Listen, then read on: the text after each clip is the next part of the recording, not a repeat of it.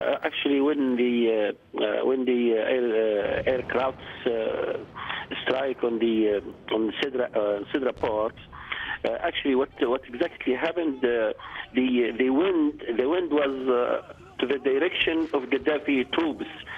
So when they bombed the tank farm there, the Gaddafi troops were very afraid from the very high explosion, and actually they did not expect that the aircrafts, the war planes will bomb the tanks. So they were really in a mess. Our troops saw that, so they started firing them, and we attacked them. They were really afraid, and they escaped. They escaped back to Bin Jawad. So who holds Bin Jawad now?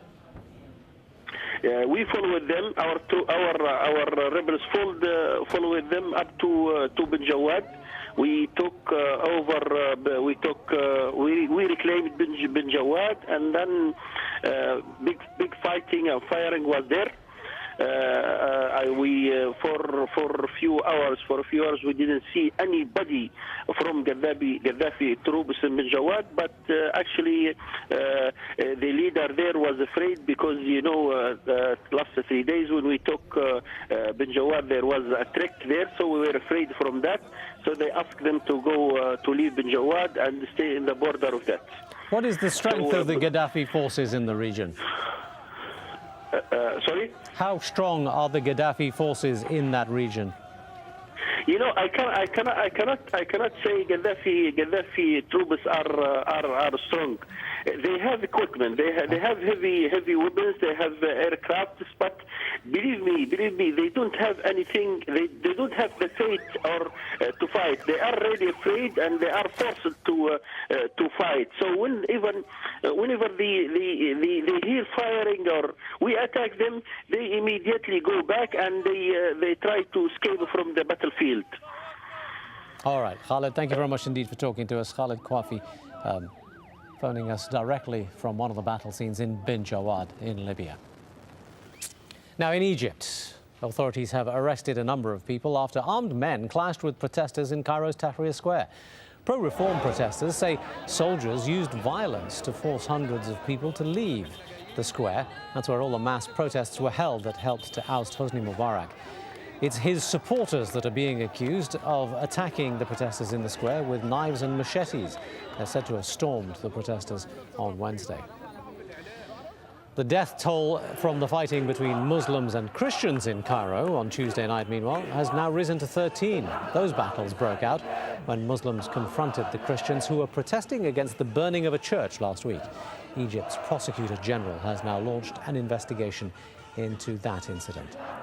And Mohammed al-Baradei, the opposition politician in Egypt, has confirmed he will now run for president.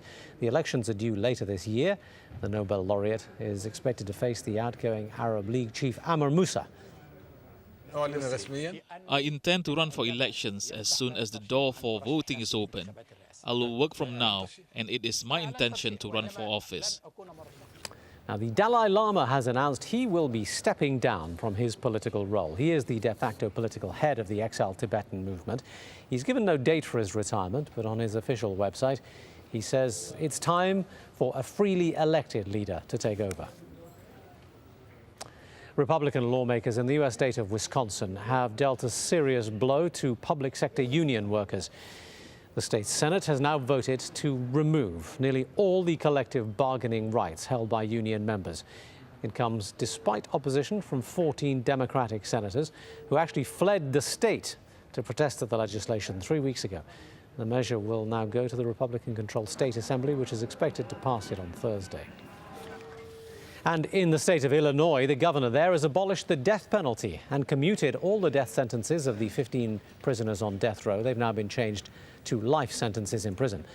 Illinois is now the 16th state in the U.S. to outlaw the execution of convicted criminals.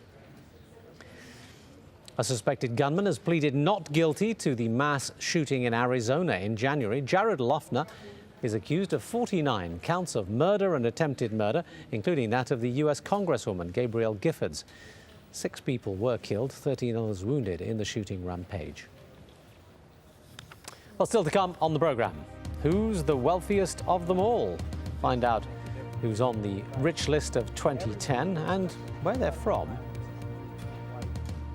And standing on your head and other contortions in California. But why are Hindus in America sounding the alarm about yoga?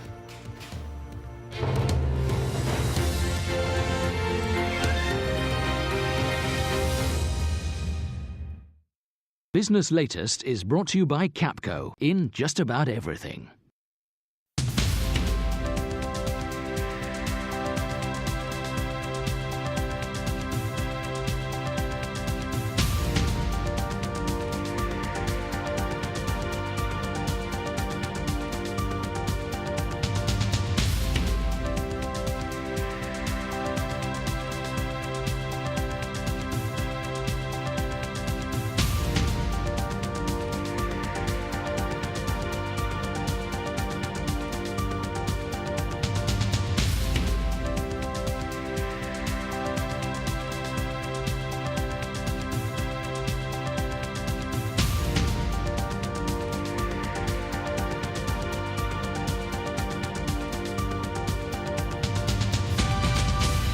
Business Latest is brought to you by Capco in just about everything. The army has to prove they have no intentions of hijacking power and of keeping any remnants of the old regime. From people making the news. The earthquake happened over a year ago. Now you want to come back and help your fellow Haitians? To those it affects. If Washington doesn't begin to help stabilize the government, it will create a backlash. Behind the headlines. Neither the United States nor China can hurt the other without hurting itself. Is the inside story at this time on Al Jazeera.